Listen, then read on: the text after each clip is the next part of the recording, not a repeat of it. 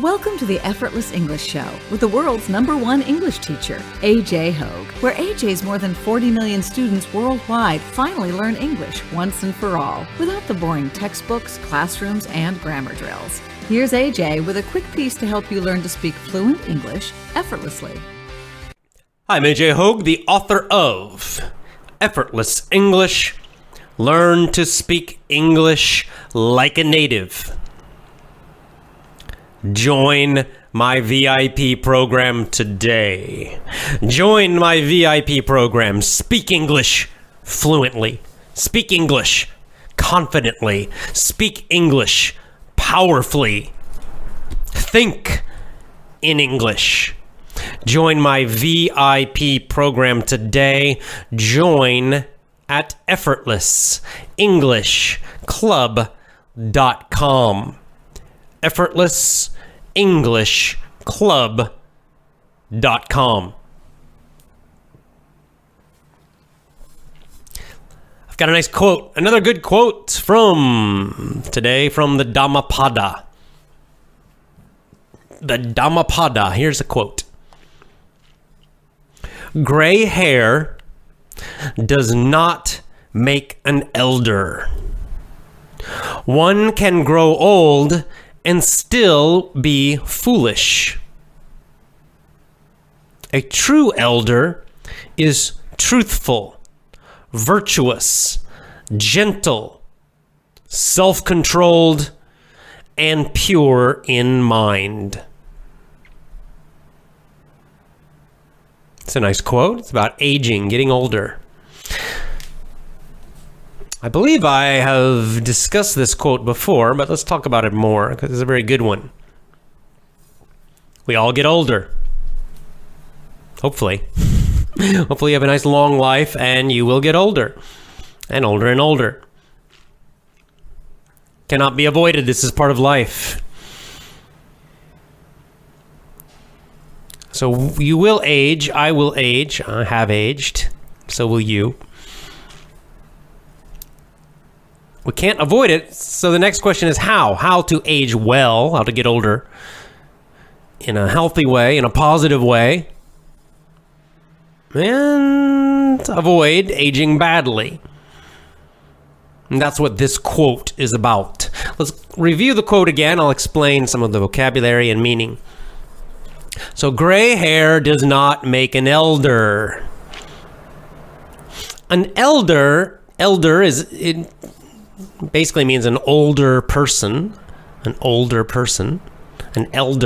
But it also has the idea of someone who is older and wiser, someone you should respect. An older person that you should respect. That's an elder. And again, it has the idea of wisdom, right?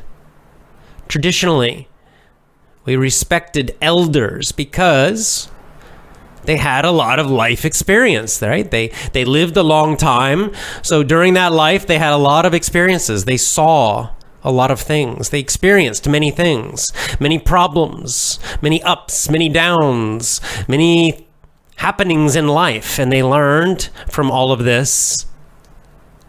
So they were wise. They could give good advice to younger people.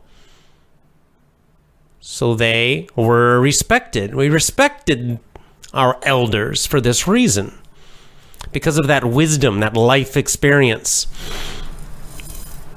But this quote says, gray hair does not make an elder. It means just because you're older, right? When you get older, your hair gets white or gray, usually, often.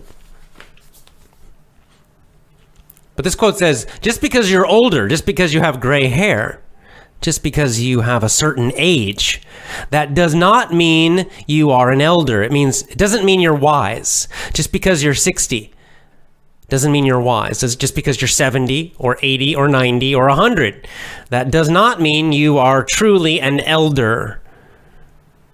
So it's not the number. It's not the number of years that's important. The next phrase says, one, meaning someone, can grow old and still be foolish. Aha. So it's possible to grow old. It's possible to live a long time, many years, but not learn much. It's possible to grow old but still be foolish. One, meaning someone or anyone, can grow old and still be foolish. So it's possible. It's possible to live many years but not learn much. That's what it's saying. So how do you know? How do you know a true elder, a true older person who is truly wise, that you should truly respect? How do you know? Well, then the final sentence, we get a description. This describes a true elder, a truly wise older person. A true elder is truthful. Aha, number one, they are truthful. Number two, virtuous. 3, gentle. 4, self-controlled. And number 5, pure in mind. Their mind is pure. So that's quite a discussion. This is showing which qualities help us to age in a good way, in a powerful way, in a wise way. And when I read this today, I thought about my past trips, several past trips to the United States, to America.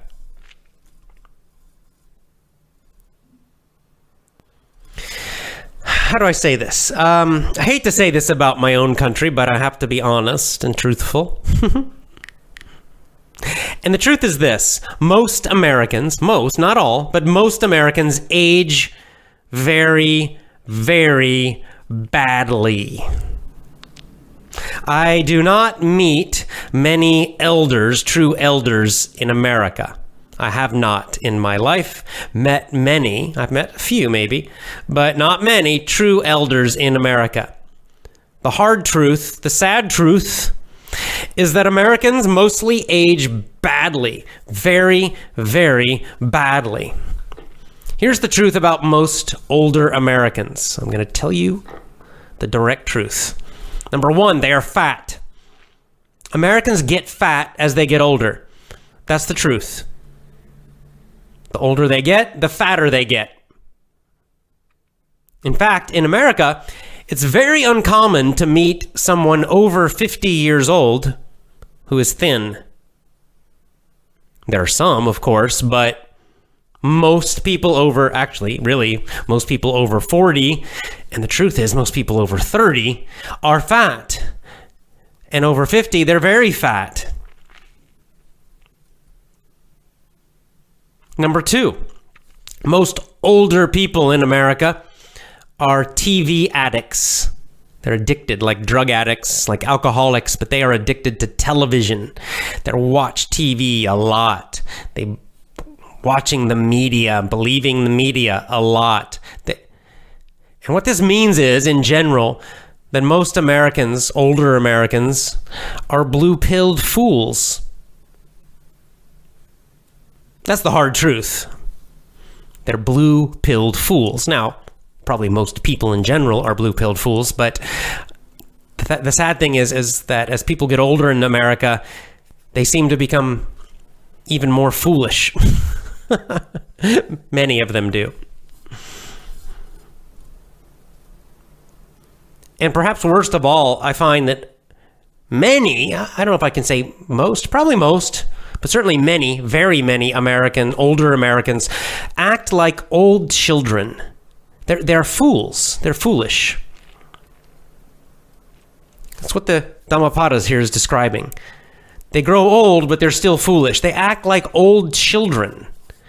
And I say Americans because when I compare them to old Japanese people, older Japanese people, or I compare them to older Thai people, or older people in Taiwan, some of these countries where I have lived for a few years, where I have a lot of experience.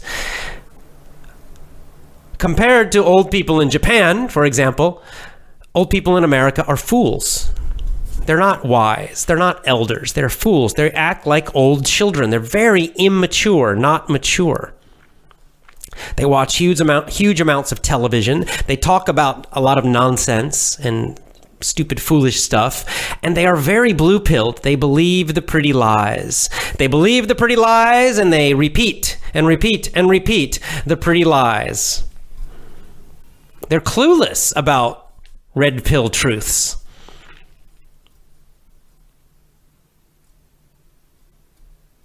So when I read this quote from the Dhammapada, I immediately thought of many or most older Americans.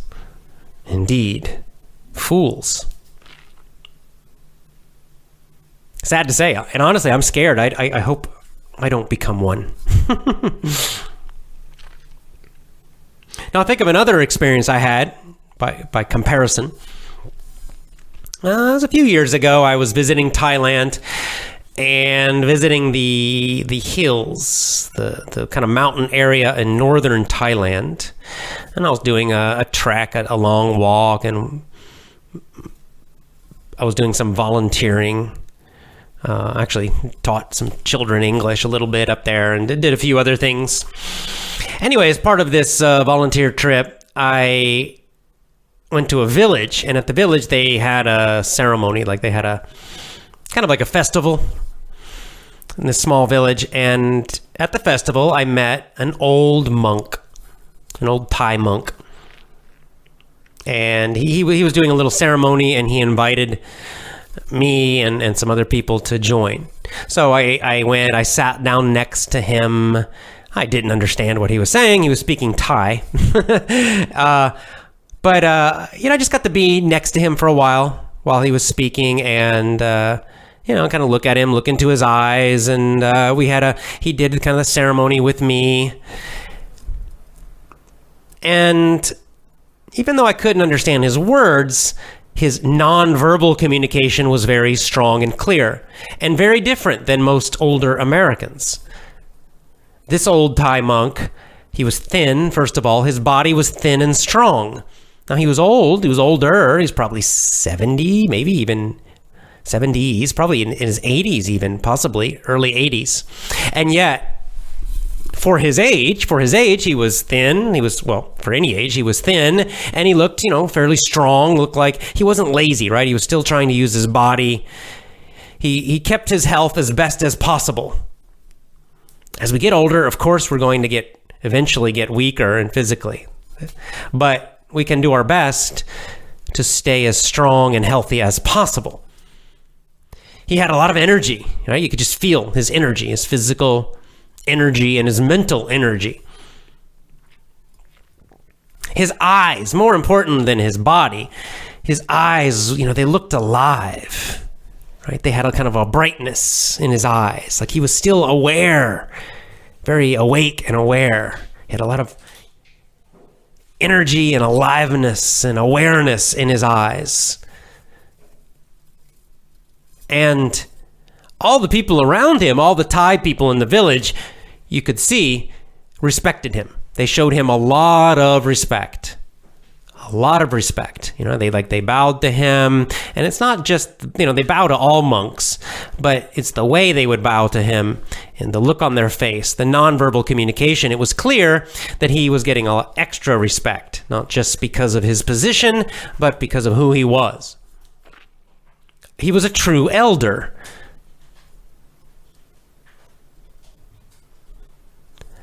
Now, like I said, I couldn't understand his words, but I could certainly tell from his body language that he was very self-controlled and had that purity of mind, that great self-control. Probably because he's been meditating his whole life. So I thought of him, and then I think back to so many of the older Americans I meet that act like children still, watching TV and very emotionally uncontrolled and still trying to act like teenagers in many ways. What a sad comparison, sad for the Americans.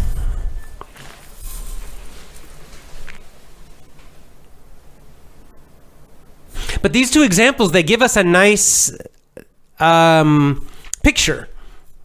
A nice picture of two paths, two choices, two ways of living. And it shows us the final result. Because the older Americans are not happy people. Like I said, they're still very emotionally uncontrolled. They, in many ways, act like children. In many ways, you can see and feel they're trying to hold on to being young. They're trying to act like kids, even though they're 65 or 70 years old, and it's very strange. There's something about that where you can't, there's no respect. I can't respect that. Because, number one, they're not truthful because they're so blue-pilled.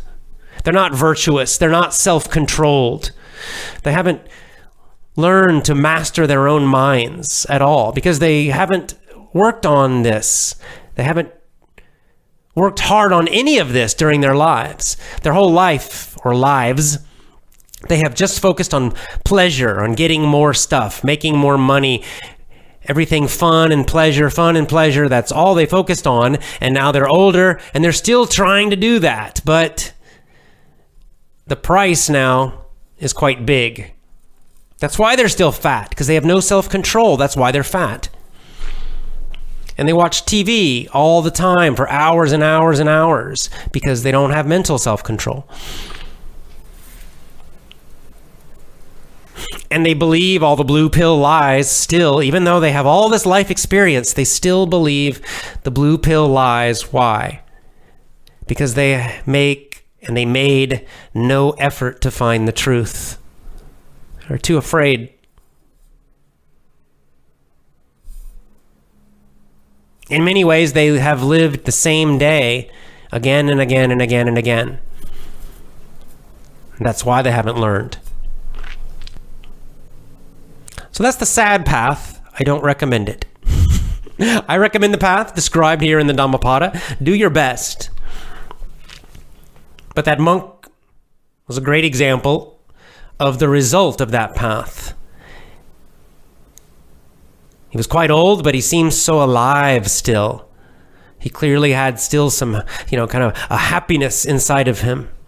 And this great self-control, and he earned this great respect from his whole community.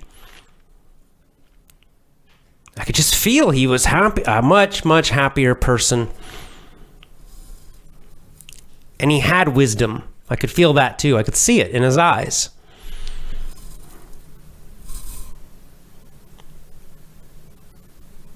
So how can we do this? How can we become elders, right? Because in our modern Western societies, especially in the West meaning Europe and the Americas, many of our older people in our societies, they really have sad lives, honestly, very sad, because they're not respected. We don't have that idea that they are elders. Instead, they are ignored and forgotten. The West worships youth. Everything young is cool and great. Even if it's stupid, even if it's foolish, doesn't matter. Youth is worshipped, and the old are ignored at best. So how do we avoid this? Because naturally, the natural situation is elders should be the advisors for a society, for a community. We should look to them for wisdom because they have much more experience. But that has to be earned, as we just described.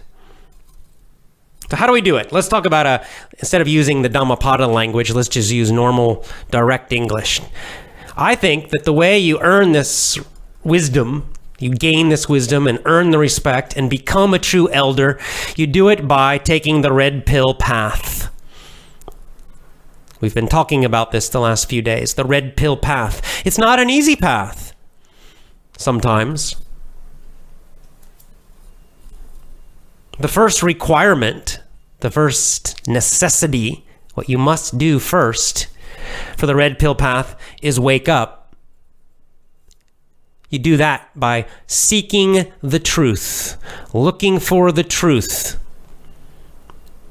You must commit to finding the truth, just the truth. And keep looking and keep looking. This is a lifelong process, of course. And this means that sometimes the truths are pretty and beautiful, but other times the truth is ugly and bitter. And you keep looking for that truth. It doesn't matter. And when you find an ugly truth, you don't run away and hide and pretend it's not true. That's what so many people do, and especially in America. Much of the American culture, popular culture, is about hiding from the truth. And let's just look at the pretty lies, because the pretty lies are more fun. Let's avoid that hard truth. Avoid all those hard truths. Avoid them as long as we can. But of course, you can never avoid them forever. The truth always wins in the end. And so the first requirement, necessity for the red pill path to awaken, to eventually become an elder when you're older, is to seek and look for the truth wherever it goes, and to accept the truth, even when it's ugly, even when it's painful, especially when it's ugly and painful. But you keep going and you keep looking for the truth. And you reject the lies, even if they're beautiful, even if they're comfortable, even if they feel good. When you realize something is a lie, that it's not true, it doesn't matter if it feels good. You reject it. So you awaken, you seek the truth, and you do not run away from hard truths. You do not run away from the hard truths. You do not avoid them. I'll give you an easy example. Like my wife and I were just talking about this just tonight. The hardest truth, perhaps, one of the hardest truths of life is that we all die. That is indeed a very hard truth. When I think about it, when I really think about it, that I'm going to die, everyone I know is going to die, they might die before me, or I might die before them. Both situations are really sad, and they don't make me happy to think about, right? Of course not.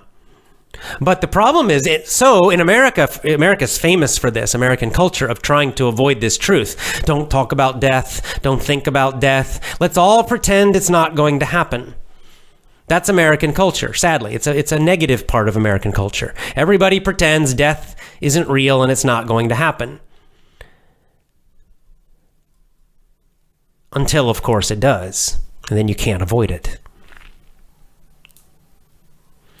But the sad part about this is because people pretend it's not going to happen, they don't think about it, they hide from it, they run from it. Well, because of that, they can make some bad decisions. See, there's actually, when you think about this truth, yes, it can make you sad. Of course, it will make you feel some sadness. Yes, of course. You're human. We're all human. But on the other hand, when you really think about this, it will also make you appreciate life more, right? And you will appreciate the people you love in your life more. You realize it's not forever. And you will get a motivation, perhaps, to be with them more, to spend more time with them, to make more effort to communicate with them, connect with them, visit them, talk to them, understand them, be kind to them, forgive. And that's how I feel when I think about the reality, the very hard red pill truth of dying. I feel sad first, very sad. But then these other thoughts and feelings come up, and I become strongly motivated to care for my family and close friends.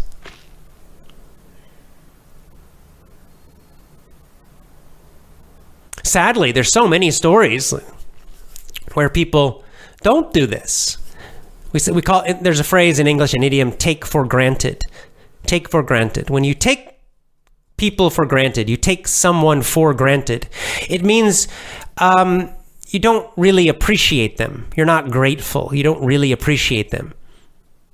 Like some people take their parents for granted. It means, okay, yeah, you love your parents and you care about them, but you don't really appreciate them. You don't really think about how much they gave you, how much they helped you, you don't really feel that strong gratitude, right? You almost feel like, oh, of course, they're supposed to do that. And it's easy to take people for granted, right? If you don't think about death, if you never think about death, well, it's easy then. It's easy to just not really appreciate. You just don't think about it. You push it away. You take people for granted. You never fully appreciate or feel that gratitude. On the other hand, if you do really, really think about that mortality, it's called, it means the reality of death. When you really think about it, about people you care about, then you will begin to feel much more appreciation. It's hard to take them for granted when you realize, well, someday they'll be gone. So today I better make an effort. Today I should appreciate them. Right? So you can see how avoiding and running away from very hard truths, maybe short term you feel better because you avoid that painful feeling, but long term it can create a lot of regret. So many people have regret because someone they love died and they never told them, they never spent the time with them, they didn't make enough effort for them, they didn't forgive them before they died, whatever, right?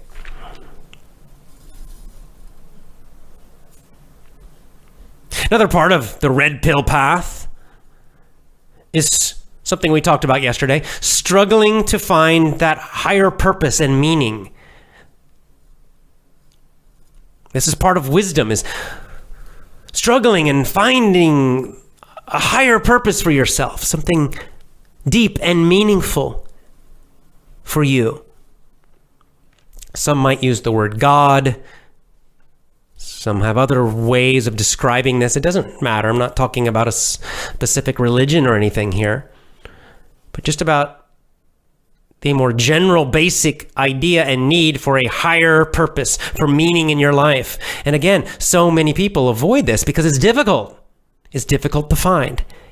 There's a lot of doubt. You have to think and think and think about your life. And what do you really want for life? And what is really the meaning of your life? And why are you doing what you are doing? And why are you making decisions? And are you really making the right decisions in your life? Are you living how you should live? There can be a lot of doubt and a lot of uncertainty for a while, for a long time, as you search for purpose, higher purpose and meaning. And many people avoid this because, again, it's very difficult and sometimes painful, emotionally painful. And so a lot of people, they avoid it and they turn the TV on and don't think about it. And again, short term, that seems like it feels better. But then they get older and they have avoided these hard questions. And then their life feels kind of empty. And they get no wisdom. They gain no wisdom. Next part of the red pill path is to develop more self-control, self-mastery, self-control. This is one of our main jobs in life, is to master ourselves. In many ways, this is the only thing we can master, really. Mastering our own minds and emotions. That's the only thing really we can master. We can try to gain power over other people, but we can never totally do that. And really, that's kind of evil to try to do that. But the real fight, the real battle is ourselves and gaining mastery of ourselves, our minds, our own minds. When we do that, even a little bit, maybe we're never perfect, but as we just do, we improve in this area. We gain more self-control. It's more about the direction you're going, less or more. Well, if you can get more and more and more self-control as you get older, you will gain a feeling of more peace in your heart, which creates a feeling of greater happiness. And this is part of being virtuous. The Dhammapada quote says, virtuous, elders are virtuous. Virtuous means good qualities such as courage, right? Courage is a good quality. Wisdom is a good quality. It's a virtue. Wisdom is a virtue. Courage is a virtue. Kindness and patience are virtues. Self-control is a virtue.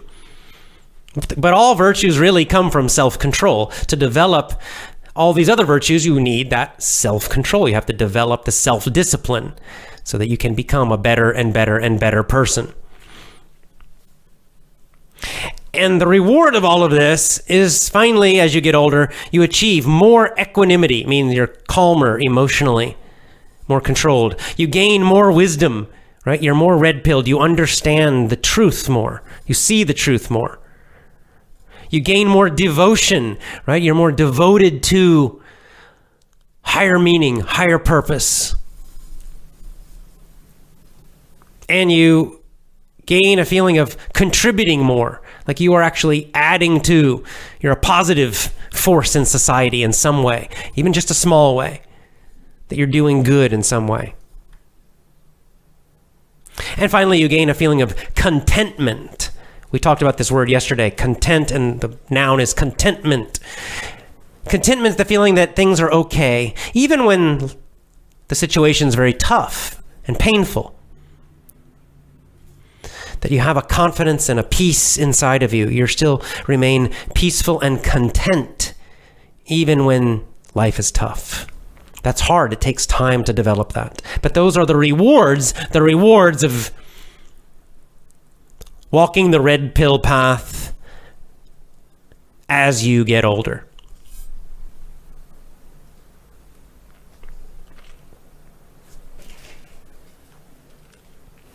Pronunciation.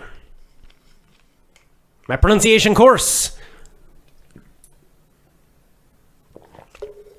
teaches you to speak English with an American accent. That's my accent. I have a standard American accent. As you listen to me now, my accent is the standard, meaning the most common American accent. Lots of people tell me, one of the common comments I get on social media is, AJ, you're so easy to understand. It's so easy to understand you. Why do I understand you so easily? Well, this is one reason, because my accent is very, very, very common and clear. Now, if you don't have a clear accent, if your accent's not clear, if your pronunciation's not good, then it's hard to understand you.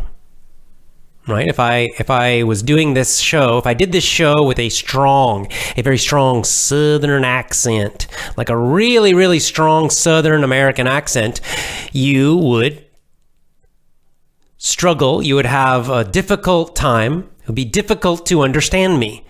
Right? My pronunciation would not be clear because I would not have that standard American accent. So you would say, AJ, I can't understand you. Why? Suddenly, why? Well, because my pronunciation would change. Well, this is important for you too. When you speak with a clear,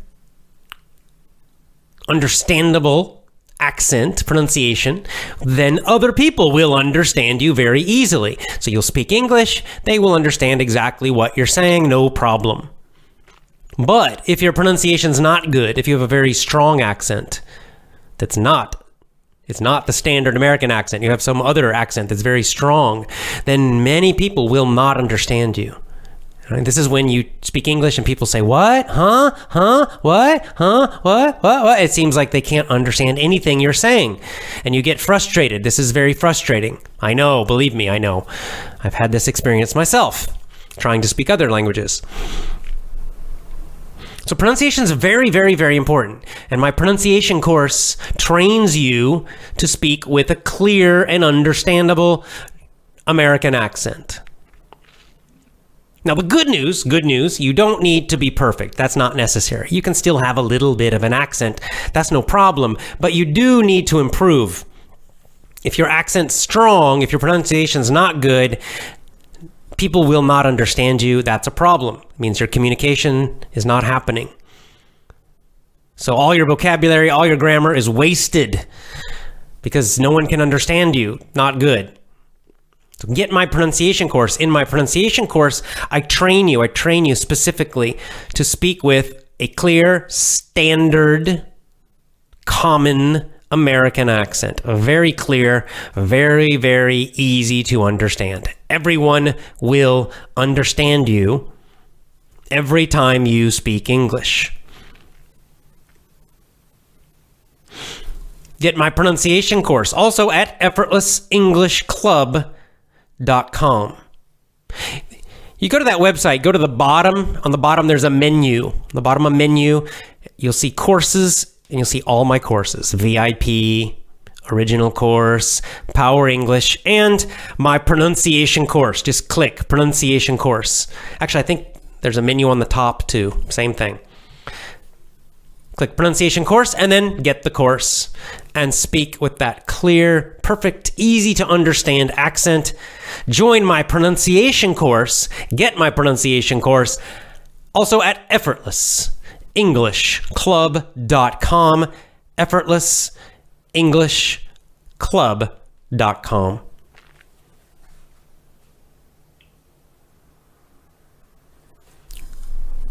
Instincts.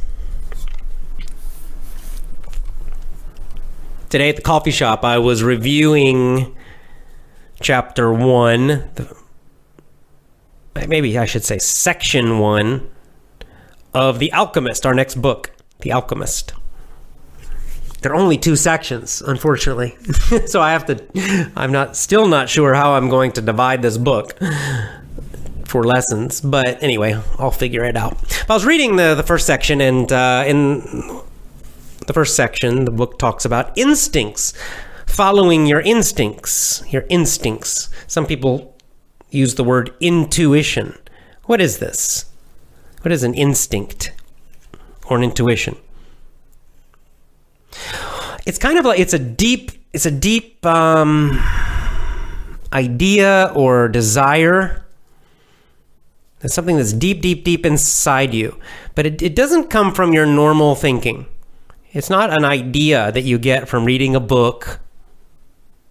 But it's not the same as emotion. It's also not the same as just a feeling.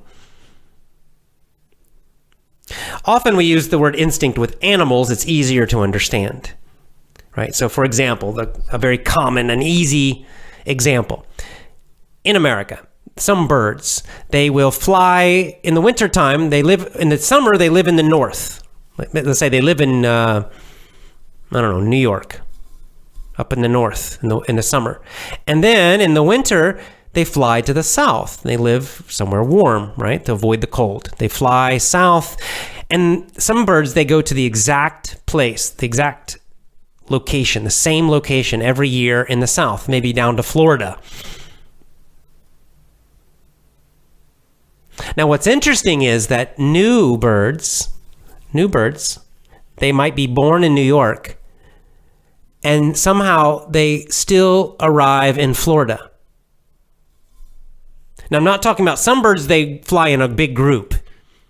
So that's easy. Maybe you think, well, they're following the other older birds, right? That makes sense. But there are some birds that they do it individually. They don't follow anyone else. They're not following other birds. Somehow they know where to go.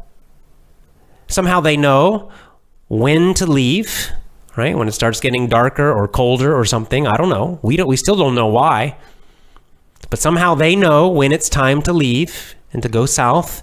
And somehow they know exactly where to go. And they end up at the same spot. How? Well, the truth is we don't really know, but we call this an instinct. We say they have an instinct. They have some, I don't know. Some people say it's genetic, like it's in the DNA, that it's somehow in the DNA, that this information is in their DNA somehow.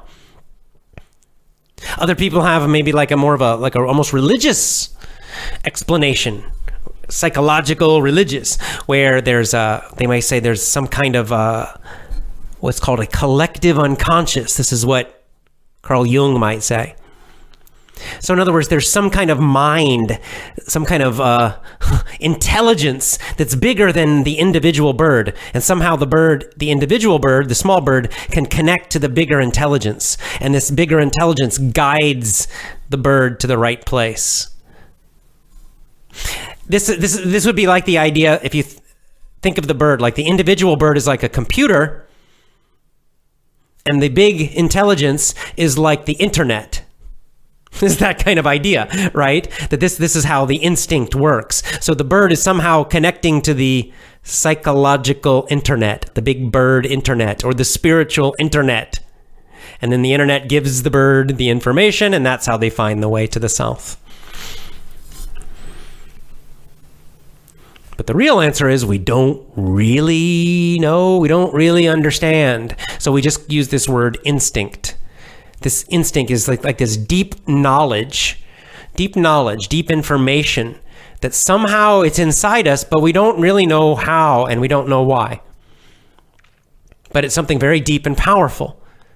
And we don't it doesn't come from learning. It doesn't come from experience. It's inside us already.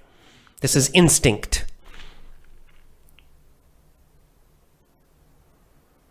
And Paulo Coelho said, so my pronunciation, sorry, Brazilians.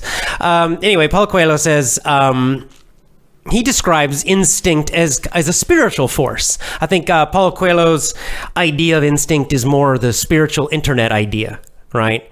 The idea that each of us can connect to this higher power, this higher intelligence, and that this higher intelligence also there's something inside of us where we have this deeper or higher spiritual knowledge, and we just have to connect to it. That's our instinct. And so The Alchemist, one of the ideas, there are many ideas in The Alchemist, but one of the ideas is that when you're confused, when you want to find, how do you find your purpose in life? How do you find meaning in your life? How do you find your purpose, your higher purpose? How do you find your missions in life? How do you know? How can you contribute to the world and to society and to life in general? How do you know how to live your life? What's the best path for you? Should you start your own business? Should you be a teacher? Should you be a monk? How do you know? Well, he says it's instinct, in his opinion. It's instinct that you listen for the deep, those deep ideas or instincts that are deep inside, and you have to find them and connect them. And that they will guide you. They will guide you and help you. Now, the problem is, the difficulty with this is that instincts are not obvious, especially for us humans. See, for animals, it's easier. It seems to be easier for animals, but for us, it's more difficult. Why? Because we have our conscious mind. We're always thinking, right? With language and thinking consciously about everything. So, of course, that helps us. Usually, but it can also confuse us, right? We can overthink. We can think too much, and then we get confused, and I don't know what to do. In fact, I have experienced this very recently. I have a big decision to make, and my conscious mind is making me crazy because I keep thinking of every possibility, and it actually makes me confused.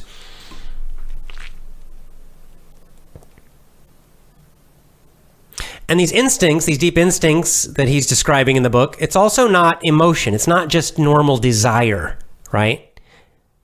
I talked about this last week, that we have to be careful because just regular emotional desire can actually be very negative, right? You can desire lots of bad things. People in general, people often desire evil things, terrible things, really bad things. I used the example before, heroin. It's an obvious example, but right? You could have the desire for heroin. You could have an addiction to heroin because it feels good and you want that drug. But it's very destructive. That is a bad, terrible desire. So that's not an instinct, not the way Paulo Coelho's describing. Coelho. Coelho. So it's something deeper than that. And it's not just a normal emotional desire. And it's not just normal knowledge. It's something deeper. So how do we know? This is where it gets confusing. How do you know if something's an instinct or not? With humans, it's hard for us to know. But I think, so I've got a few guidelines. Here's, in my own life, this is how I know. Number one, I find that my instincts, my good instincts, my what we might call even spiritual instincts, deep instincts. Number one, I notice they are deep and repetitive. They come back again and again and again and again. It's not just one time. It's not just a few times. It's not just for a couple months.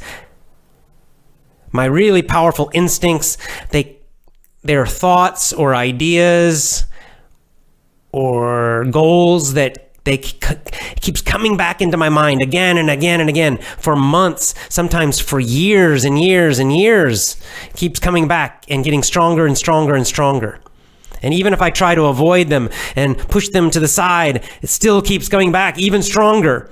That's one very strong sign this is an instinct. You should pay attention. You should focus on this. Maybe this is important for you. Now, as you get these kind of instincts, these repetitive, like these things that keep coming back again and again, it might be a desire to do something. It might be an idea, whatever. Don't just accept them immediately. You should examine them, think about them, look at these ideas. Is this good? Is this an instinct? Is this positive? Is this something that will help my life? Or is this something that is bad, that could be harmful? So the good thing about instincts, if it's really an instinct, it will come back again and again and again. It won't go away. That's the good news. So you have some time with instincts. You can think about them, question them, research them. And you really should do that. Now, after you do this for a while, right? You think about them, you question, is this really good? Is this not good? You think, and after doing this for quite a while, you decide, yeah, I think this is good. I think this is positive. For example, let's say you have this idea to start your own business. Well, if you think about that one time you have the idea, I should start my own business. That's not an instinct. That's just a thought. Maybe it's an emotion. Maybe this thought comes back again the next day. It's still just a thought. But what if this thought continues to come back? You have this thought again and again, this idea again, I should start my own business for 1 year, and then 2 years, and then 3 years, and every month this thought keeps coming back again and again and again, and you try to avoid it and you push it away and you go and you work a job and you think, no, but it keeps coming back. It won't stop. And so finally you start thinking, well, should I start my own business? What are the benefits? You start to read books about business. You start to think about your jobs. Do I really like my jobs? Would I be happier with my own business? Would I be happier as an entrepreneur? And you think about it and then you start to realize, yeah, I would. I think I would enjoy being an entrepreneur more. And then as you're reading more and more business books, you start thinking, well, maybe I can do this. Maybe I should do this. Right? It gets stronger and stronger. This is what happened to me, by the way. Right? I had this idea of starting my own business and being an entrepreneur or being financially free. That idea, that instinct started with me when I was a teenager, when I was pretty young. It started and I ignored it, and it kept coming back stronger and stronger. I could not escape. And finally I did it. And that's the next step with instincts, is when they come back again and again, you think about them, and they keep coming back stronger and stronger. Well, finally it's time to take action. But be smart, experiment. Think of it as an experiment. Instead of saying, I must do this, it's my only choice, you just think, well, I'll try it. Try is a good word.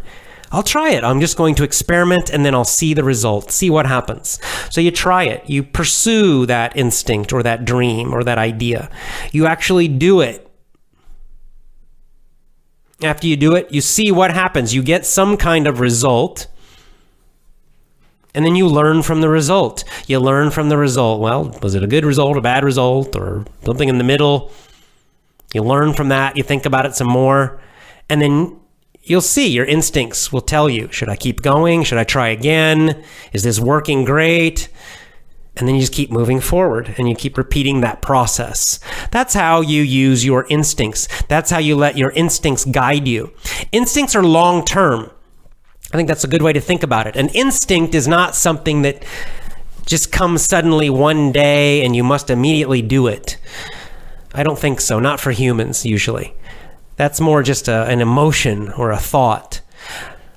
I think of instincts as something that you just keep thinking again and again and again, and you can't escape it, and it gets stronger and stronger and stronger, and finally you do it, and then it feels right. When you do it, you're like, yes, this is right. I feel good doing this. This is the right thing to do.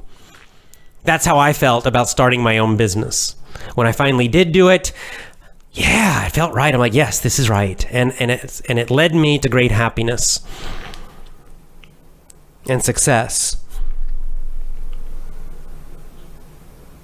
And the final part of that is, remember yesterday, the quote from the Bhagavad Gita, that as you follow your instincts, try to have an attitude that you'll be content whatever happens.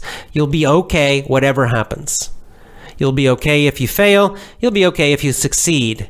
Because just following your instincts, just trying to do what's right, just taking that risk, just being courageous, that's winning already. That's already winning. You're already winning. So just feel good about that and just be happy. Whatever happens, be happy. We'll talk more about all of this, of course, starting next Saturday. This coming Saturday, we will start The Alchemist. We'll do our first book club, book show for The Alchemist starting this coming Saturday. It's a good book. I think you'll enjoy it.